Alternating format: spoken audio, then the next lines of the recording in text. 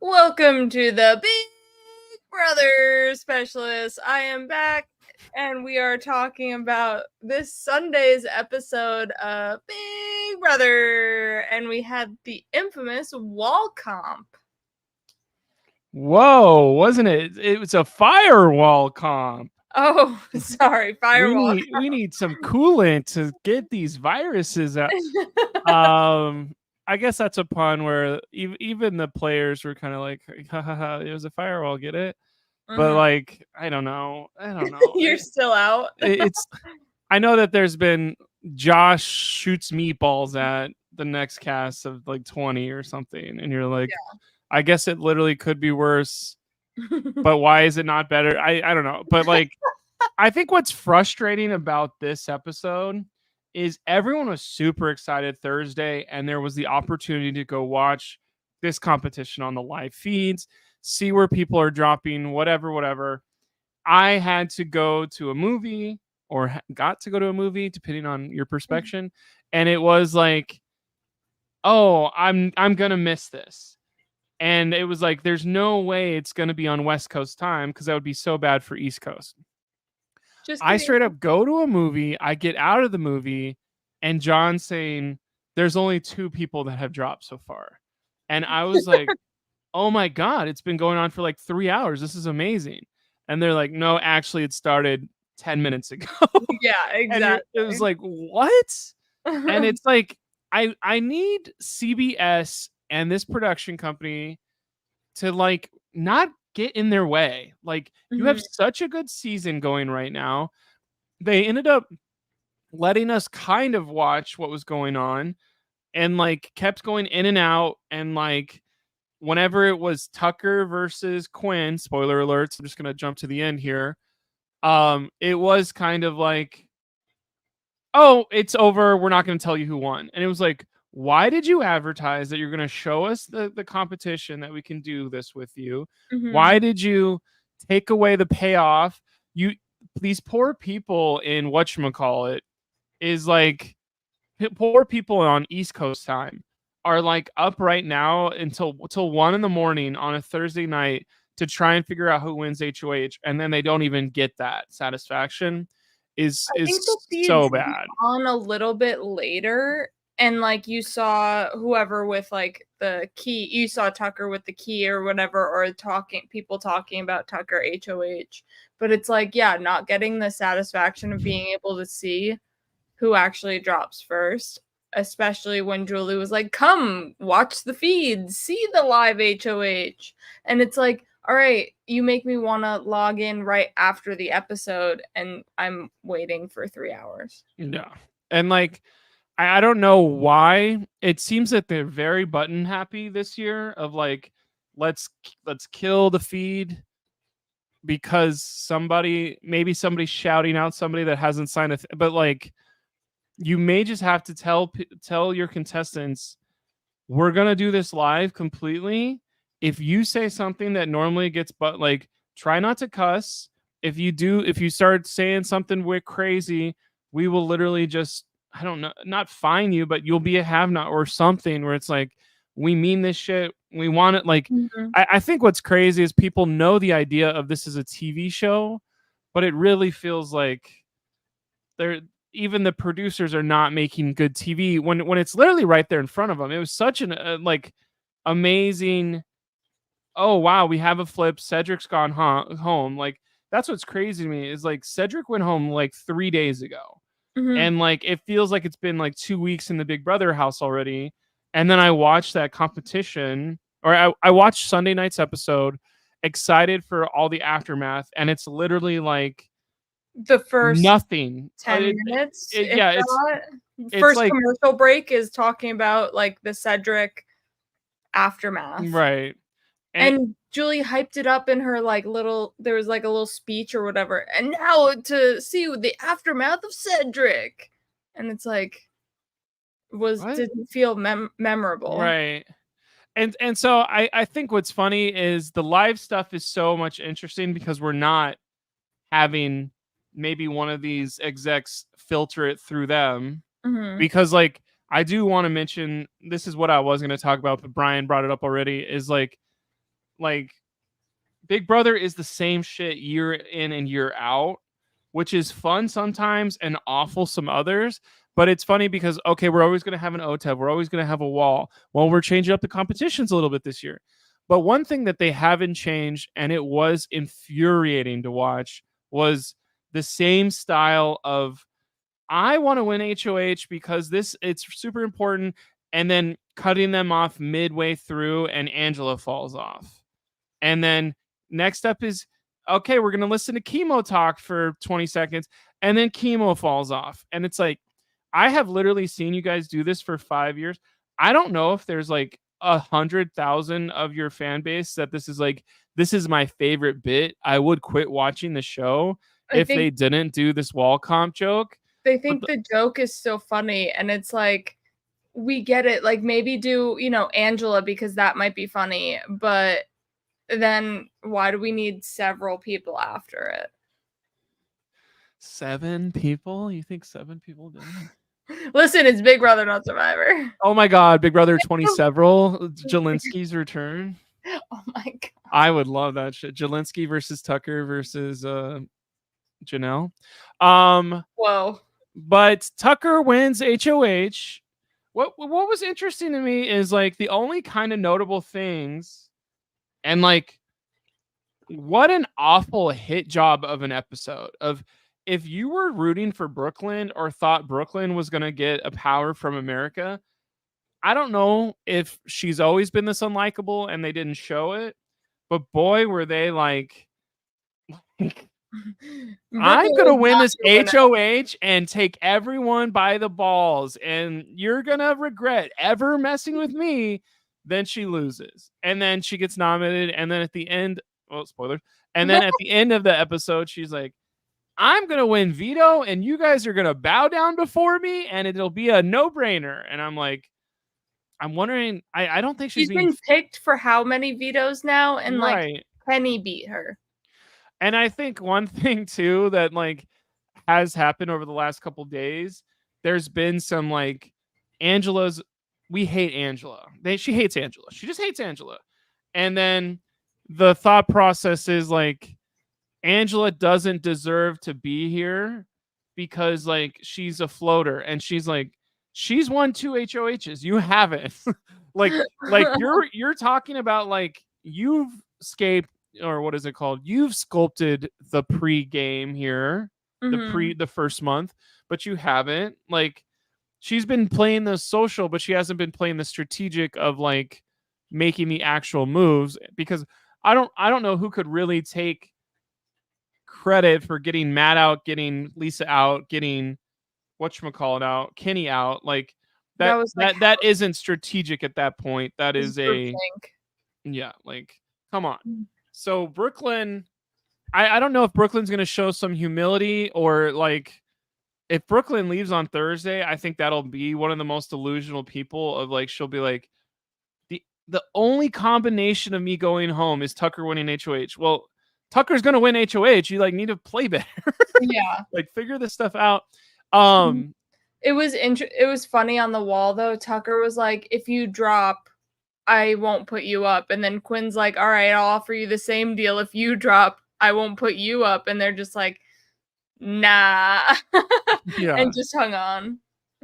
And like, I think the other thing we learned from the like general house of what they think of things is like, oh wow, T-Core lasted way longer than we thought she would. And now maybe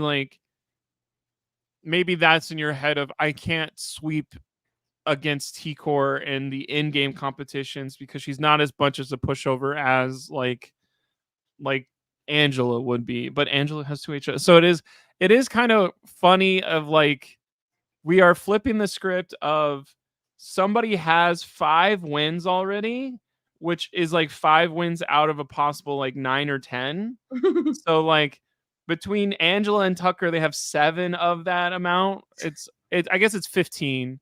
5 HOHs, 5 vetoes, 4 AIs. So 14. They have half of the competitions or whatever. All right. So what are your thoughts on both Angela and Quinn being able to participate in the HOH? Because like, I agree. I don't think like either of them should have been allowed to play. Legitimately, if I was running the Big Brother house, Angela should not be she should not play. It sucks, but then she doesn't have to be have-nots. I think they literally put her on the wall to have a funny moment of she fell off and now she's have-not and going to go crazy for 7 days. So good for them. But if it's a deep fake and Quinn didn't talk about it all the time and actually like use the power completely they were supposed to, I think it would have been, Quinn, you have to throw this. And then it would have been like, and you can't get second place, because what if the dude falls off? Like, if you win, we're going to give it to second place and blow up your spot that you were the deep fake OH. So don't let that happen. Ooh, yeah. And then he could do the thought process of, oh, let me get to second, get the deal made, have no real stakes on my side, use my comp power to get to the second place, but the people say I have to throw this. I'll drop if you keep me safe. Or when Tucker says drop and I'll keep you safe, I go, sounds good to me, bud. Jump, and then you tell your not bad. You tell your crew, like, by the way, I wasn't allowed to win. Like, I'm in an impossible scenario, so I'm kind of just saving my ass. I'll help you win veto. Or if I win veto, I'll use it on you. Like, house guest choice me immediately. I got you, bro. The other thing, I don't know if it was shown. I think it was shown in the episode. We're showing more of Joseph is a good player, because it looks like the vote was going to be 5-4. And that was an aftermath thing of Joseph was not the first one in, the second one in, the third one in of this. They did say, like, oh, we have Leon McKenzie.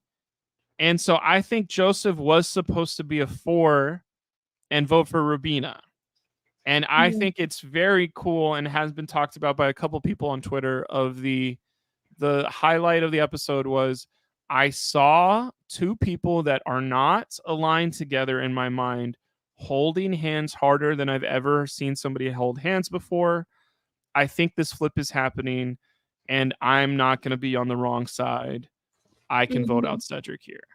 Yeah, and like that's amazing. We have Brian. Joseph is winning. My winner pick from the beginning. I'm riding with him. How's he gonna get to the end though? Well, is he good at tune in to find out on Big Brother. That's the podcast. The other thing that I did do, I don't know if you watched. You don't watch feeds. I'm gonna ask you every time. So because I'm on West Coast time and because I was so excited about this, Thursday night at something in the morning after I got back from Alien Romulus, it was only 11 o'clock at night. So I watched from like 11 to like maybe 12:30 of the feeds. And Tucker, which we did see some of this on the episode, Tucker was doing one-on-ones with the three people that voted with Rubina, which is Brooklyn, Chelsea, and Cam. And boy, Cam is given nothing. I delete Cam, please. Like, I don't know. I don't know what he's about, who he's about, anything. Right. And like, maybe there's some thought process of Cam is a very strong competitor, perhaps. He just hasn't been given the opportunities. He didn't almost win the Angela HOH. Like, he got near the end for that one.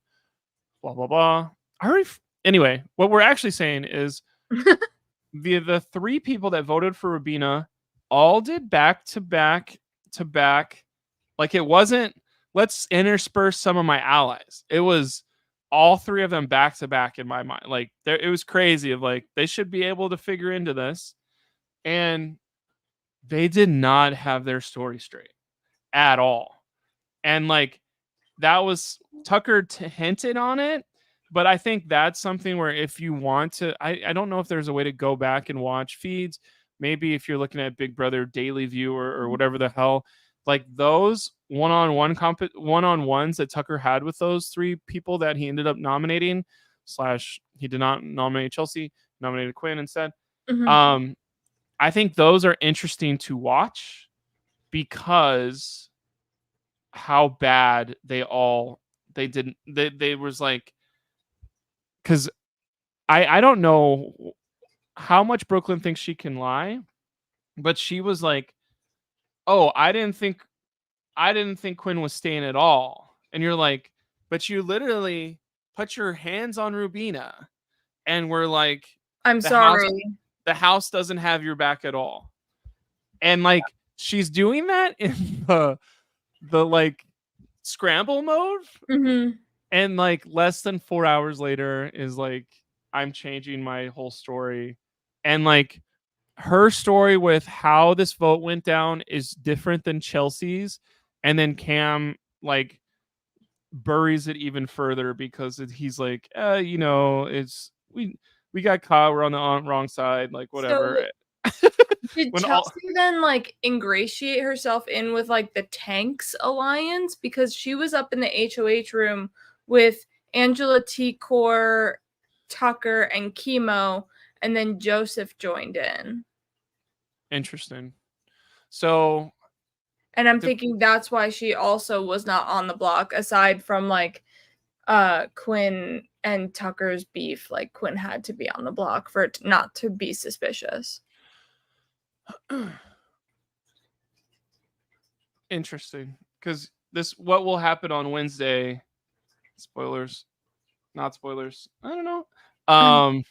We can cut off and be like, here's who won veto and did all this stuff in a second. But like, I think that's interesting of what has been said and proven by the edit is Chelsea played the best in that like day after the flip of people like her the most. People, I think T-Core and Chemo probably are like, I'm also friends with Chelsea. Like I don't, let's not put her up, but like Mhm. the other layer of this is people were like on Tuesday and Wednesday being like, T-Core and Chemo are not going to flip. It's going to be real annoying. Then they do. But now we're back to T-Core and Chemo are now like, we're part of the flip, but now we're mad about it. And you're like, oh my God, how much could they ride the middle? Yeah. Blah blah blah. The other Because they're person, in with Quinn but are sus of Quinn. So they're in with Tucker but not fully in with Tucker. And it's like, I don't know where they stand and who their actual true loyalty is to. and now let's talk about Quinn some, Okay. because I think Quinn is going to be a very controversial, like, not figure. He's already done whatever he's already done, but like Quinn is so interesting to me because he's talking about how rock bottom he has hit. And what's crazy about this is T-Core and Chemo basically said, screw you, bud. We're going to make this extremely hard for you. And he said Mhm. that they're in his final 3 alliance. They did not include me in this. They did not ask me to put up somebody besides Rubina, because that was the issue of like, if you ask me to put Mhm. up Leah, I'd probably do it. Maybe Cedric stays over Leah, Mhm. but that's what T-Core and Chemo are like, we have to blow up the Pentagon. So like maybe they would have voted Cedric out even over Leah, but now it's not a Rubina level or whatever this. But Quinn has 2 opportunities. And he says no on both of these from Tucker of, yes, we respect each other.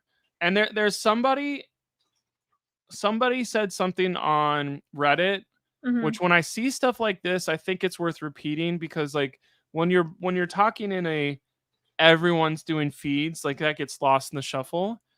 Tucker feels like he's like a shark. And if you fight back, the shark is like going to bite down harder on you. But if you just like roll over and play dead, oh, it's a bear. It's a bear. It's a bear. If you're fighting against a bear, it's going to like completely screw you up. If you roll into a ball and start crying, Tucker no longer wants to fight you because you've already like kind of like shown submission and like Mhm. like That's not going to happen. So Quinn being like, I'm super sad and this is annoying, is like almost doing better for his social game than like trying to play the game strategically well. Because Tucker's like over it of like, who cares about Quinn? Do you think Quinn is a bad player? That's where I'm trying to get to right now. Okay. Because what happened with Quinn is he doesn't take the deal. Mhm. And then somebody is sitting across from him, Tucker, going, I need a pawn. I need you to just chill. Just chill. I need you to be a pawn. And he straight up says to the camera, I don't believe this shit at all. I'll be trying my absolute hardest to win. And you're like, who are you trusting at this point? Like, Tucker is somebody that, like, yes, he does some chaotic stuff, but he hasn't really been lying at all.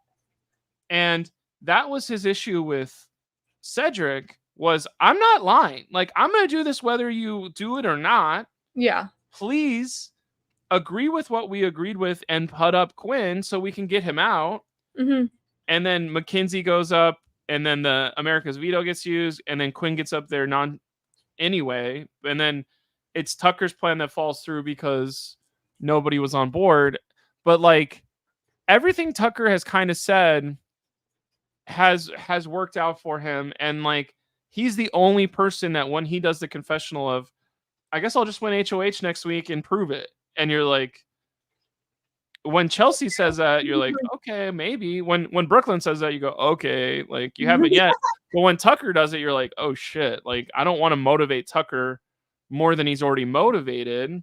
And like Tucker getting the like taste of, I saved my damsel in distress, I slayed the dragon Thursday night on the wall, and now I'm in charge again, is kind of like, this is the time I would be like, Tucker, you're the greatest. Like, honestly, I just wish it wasn't so early in the game.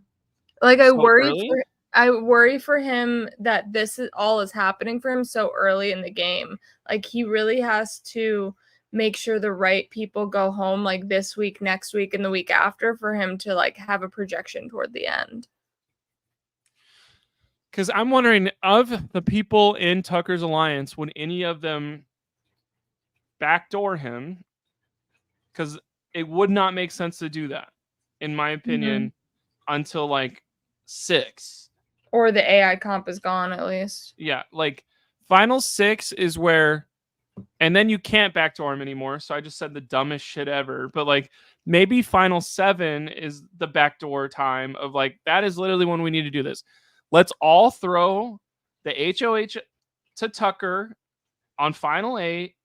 Hope he's the one that's not chosen. That's such bad. Like it is like, I get that this is a monster thing, but he cannot win everything. That is what happens.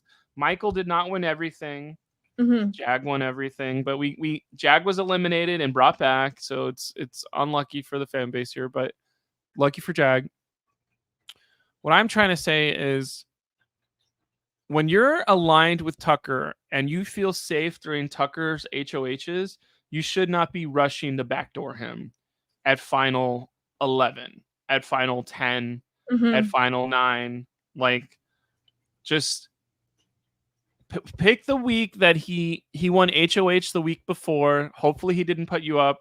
And then that's where you're like, now that it's final 6, I'm going to nominate you and beat you in the veto. Or like, it's going to take some social cues to beat him. And like, build up your, it's literally, this is the most gangster shit I'm going to say. It's like, you got to build up all of your like social game with him, so he's more likely to trust you when you backstab him at final 6. That's what I would be working on. And I think that's something that maybe the fan base would be like, oh my God, Joseph just said to Tucker he'll go to final 2 with him. How does he think he's going to beat him? That's what I think Joseph is doing, is like, yeah, I'll go to the end with you, bud. That sounds super fun. Take all of the free protection for the next month. Oh, for sure. And then eliminate him immediately at final 6 or final 5, when it's like, oh, it's final 5. Tucker and Rubina are on the block. one person voted one person voted the other, or Rubina voted to save him. Tucker is 1-1 tie. Don't worry, I have your back, Tucker. Eliminate him and go on. Mhm. And like you're in the final four with Rubina, T-Core, and like Angela, and you're Joseph, and it's like, okay, here we go. Like, Imagine Angela being that far in. And somebody explained Angela's game where I was like, I know this is maybe a joke, but this is fun. She was also on Let's Make a Deal like twice. I just found that out. She's hitting all the daytime shows and now has switched to nighttime reality. Nighttime summer. Pretty soon she's gonna be. They just do a season of NCIS about her life. NCIS Angela. Los Angeles. Oh my god. Like that was one of the worst things. Please clip it. Please clip it. So Angela's game, she gets out somebody that's plotting her demise. She gets nominated, fades in the background, gets nominated, gets saved. Now the person that she has undying loyalty to is the power player of the whole game, and he's like literally taking care of her just as much as he's taking care of Rubina for sure. Do you want to go to the feeds? If you're not watching the feeds, stop listening now. Let me mess up my lighting real quick. It was never good. So spoilers for what happens. Currently, Tucker has one veto. He's crushing everyone. It was the hide and go veto. One that you cannot really like comp beast through. I thought it was interesting that like usually this is later on in the season. Yeah. But Tucker's HOH, so like let's put it now where even if Tucker loses, he doesn't go home, but he wins anyway. I remember a couple people being like, there's no way I thought you could hide it where Tucker hid it. So that's like, I can't wait to see what that hiding spot is. There was some anger of somebody went through Tucker's clothes that were not locked in the HOH room and basically tore them up or threw them everywhere. And it was trying to get blamed on Quinn, but it was like, he clearly thinks it's Brooklyn and like it was probably Brooklyn. So that was some anger there. Because of all this and Tucker being angry and Quinn being like, it's game over. I'm losing. Tucker may use the veto on Quinn. So there's the other tipsy, turnsy, twist turns. And then Gia stands Joseph and Leah's ship name. Are Joseph and Leah together on the feeds? No shot. No. They just say that you're my favorite person in here. There's been some actual Leah hate recently, which really like people are like, all she does is bounce from guy to guy to guy to guy to guy. Like who's giving her attention in the moment? Is it Cam? Is it Joseph? She wants it to be Tucker, but Tucker, she was flirting in Tucker's HOH room while Rubina was in the bathroom. Like, oh, she's crazy. And it's like, she's probably just being herself. And like some people can't turn it off or whatever. But what else are we saying that was important? So who does he nominate instead? I think, let me go check right now, see if it's up there. I think it could be happening right now because usually it's always happening while we talk on Mondays, which is funny. But I think he will be putting Chelsea up. And then it'll be all three of them to, okay, you like Chelsea more than you like Brooklyn. That's been established. I kind of want Brooklyn to go. Maybe Cam beats Brooklyn in the AI arena and it's Chelsea versus Brooklyn, and then that'll be a no-brainer. Everyone keeps Chelsea. If it's Cam versus Brooklyn on the block, is Brooklyn still going, or because Cam is just like there that people would vote him out? I think it there's not a women's alliance, right? There's just not a women's alliance. They That is say not it. happening. They So say there's a women's alliance. I don't know if that would turn into that very quickly of like I think Cam has something where he probably has a very calming presence to be around when you're Mhm. living with him. But is that enough to keep him over like I don't want to keep him over Chelsea. Chelsea is my like actual alliance member. Yeah. Do I want to keep if Chelsea won, is it Cam or Brooklyn going?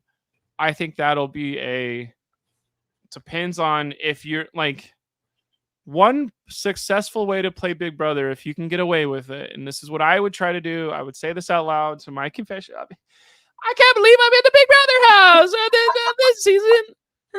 I would go, one successful way to play Big Brother is try your best to do the opposite of what the HOH wants without getting caught. Mm. And Quinn didn't want Cedric to go. Cedric goes on Quinn's thing. Mm-hmm. Quinn's game is shot. Now we're flipping to a Tucker HOH. What does Tucker want the most? Let's hope that Brooklyn stays somehow. And how can I play like, it wouldn't be the worst if Brooklyn stayed, and then shoot the 8-ball into the pocket and go, oh, I lost. I'm so bad at everything. Yeah. Or like Cam, I heard someone talking shit about you the other day. Like you're good for nothing in this alliance. And then Cam gets in a fight with somebody, and then you say 2 days later, you go like, damn, Cam's not good for anything in the alliance, and he's gonna get angry. Like, what are you doing keeping him around?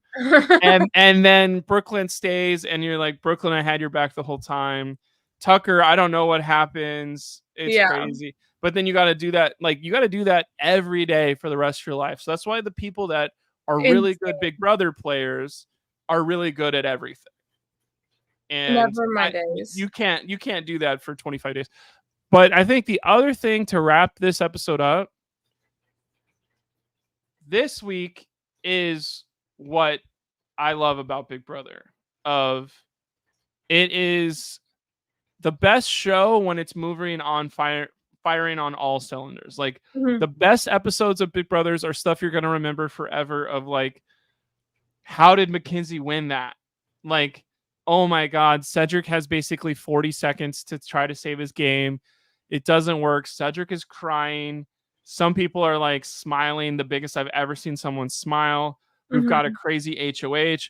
If that HOH had been live where we could watch it right after, that 2.5 hours would have been some of the best 2.5 hours in a row in Big Brother history. And like, it's just something where you're like, oh, this is why I'm doing a Big Brother podcast, not the like trying to get you guys to care about Kenny and not going like, you know what, I wouldn't quite mind if Lisa put some glitter in my food, I mean, bring Kenny back. Bring Kenny back. Where's the battle back? Bring Kenny back, please. Though when Kenny was in the airport, he FaceTimed Matt. I saw a reel on that they FaceTimed and that they were back together and the boys are back. The boys are back, bro. I hope they start a podcast. Oh wait, Matt already started a podcast with last year's Matt. Yep. I've seen plenty of. I guess I'm on a podcast. I can't complain. I didn't even get last place on Big Brother, and I think I can talk about it. So true. I have not been on Big Brother either. So I thought you were on. Weren't you on? No. Season 15 or something. Yeah, no. If I was, it was last season, and I don't want to talk about that. Wait, you're not Izzy from Izzy? No. Okay, that's Big Brother specialist. Big Brother. 26. We'll see you again on Thursday, right after the live eviction. Goodbye.